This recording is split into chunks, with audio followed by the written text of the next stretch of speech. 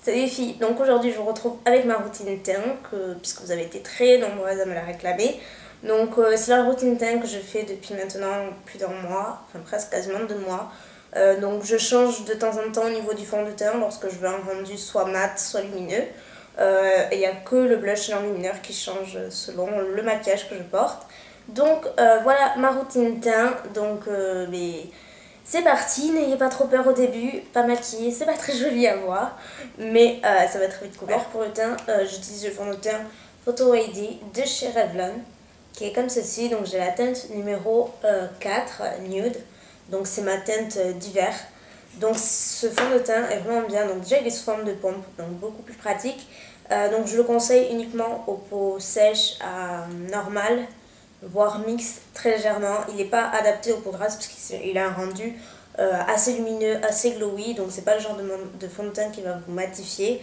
Ce sera plus le fond de teint qui va tendance à exacerber les brillances, donc si vous avez la peau grasse en général c'est pas forcément ce qu'on veut. Mais si vous aimez avoir un teint glowy et net et voilà, un très joli teint, il fait vraiment pas de démarcation, il a une bonne couvrance que je qualifierais de moyenne. Et voilà, il est super facile à appliquer et j'aime beaucoup ce fond de teint. Donc je l'utilise avec un Sigma, c'est le F82, c'est le Kabuki comme ceci, donc c'est pas le F80. Le F80 n'a pas la même coupe sur le dessus, donc j'utilise celui-ci.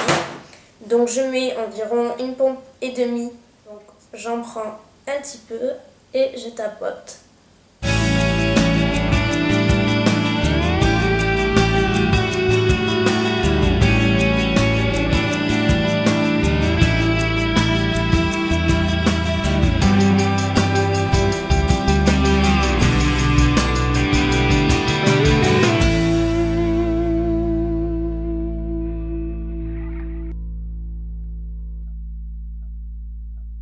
Donc voilà pour le fond de teint, donc vous voyez que ça change quand même.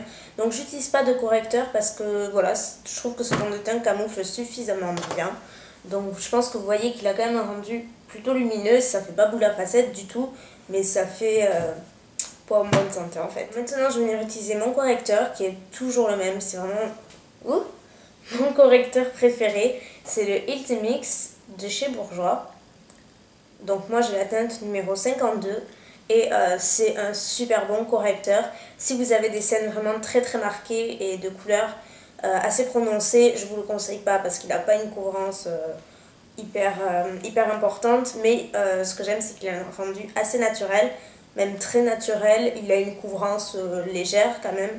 Et il illumine en même temps bien le dessous de l'œil. Donc c'est vraiment pour ça que j'aime beaucoup. Voilà. Donc c'est sous forme comme ceci. Donc j'en prends un petit peu avec le doigt. Je prends environ ça et donc moi j'applique tout au doigt, je trouve que c'est mieux qu'au pinceau en fait.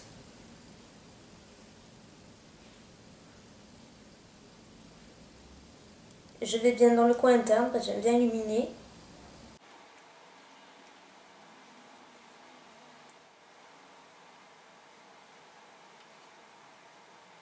Voilà, donc vous voyez que ça fait quand même tout de suite beaucoup plus réveillé et en même temps ça cache pas énormément, mais comme j'ai pas des cernes vraiment très marquées, ça fait largement l'affaire.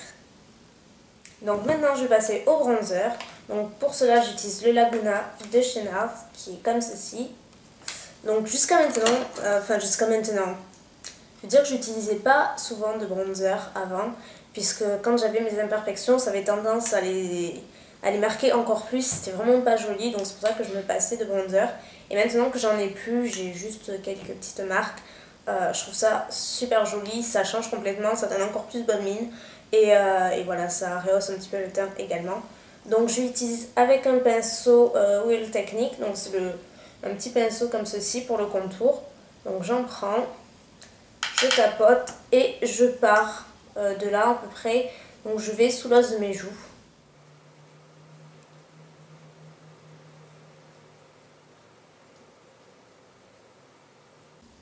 Voilà. Donc on va pas rester comme ça bien entendu. Je fais pareil de l'autre côté tant qu'à faire.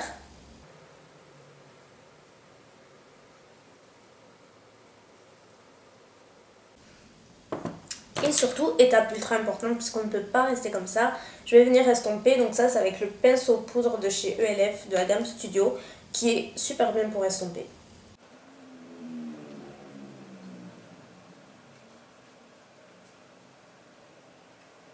Donc voilà ce que ça donne une fois que c'est estompé. Donc je trouve que ça redéfinit vraiment le visage et ça donne encore plus bonne mine. Maintenant on va passer à l'étape de la poudre, puisque de temps en temps je poudre un petit peu, mais uniquement sur la zone T parce que j'ai envie de garder le côté lumineux sur les joues.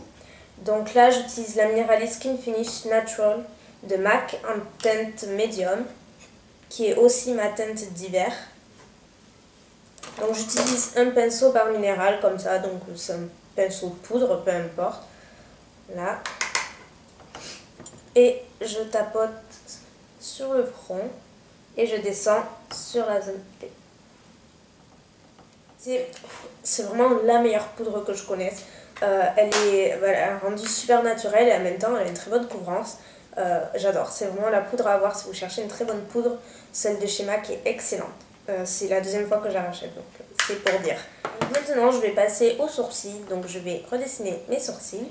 Donc ça n'a toujours pas changé, je les fais toujours de la même manière, mais je vais quand même vous montrer. Donc pour cela j'utilise toujours mon fard MAC, donc c'est Coquette, donc qui est le fard MAC idéal pour les brunes, donc c'est Coquette. J'utilise également un pinceau MAC, c'est le 266. C'est un pinceau biseauté que je conseille à fond. Si vous cherchez un très bon pinceau biseauté précis pour les sourcils, c'est le meilleur que j'ai pu tester. Il est à la fois super fin, super précis et il prend bien la matière. Donc, c'est parti.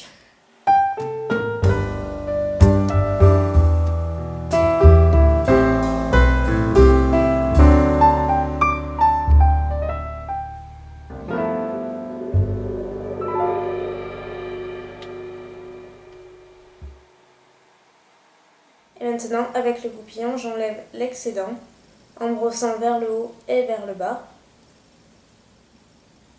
Ça fait un rendu plus naturel à la fin. Voilà, donc je trouve que ça change directement beaucoup de choses. On va passer au blush. Donc là, j'utilise un blush crème de chez Liamaska, donc dans la teinte rude.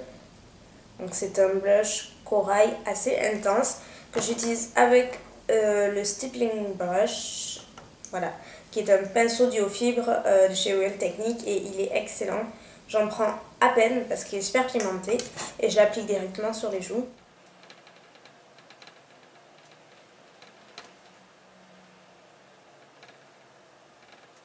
Voilà, j'adore ce blush, vraiment, il est super facile à appliquer, à estomper et la couleur est très jolie. Et maintenant on va passer à la dernière étape qui est l'enlumineur.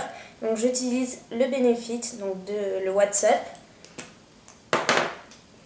qui est un stick comme ceci, donc il est plutôt doré, donc celui-ci j'utilise lorsque j'utilise des blushs plutôt dans les tons corail, orangé ou marron, et je l'applique directement au doigt.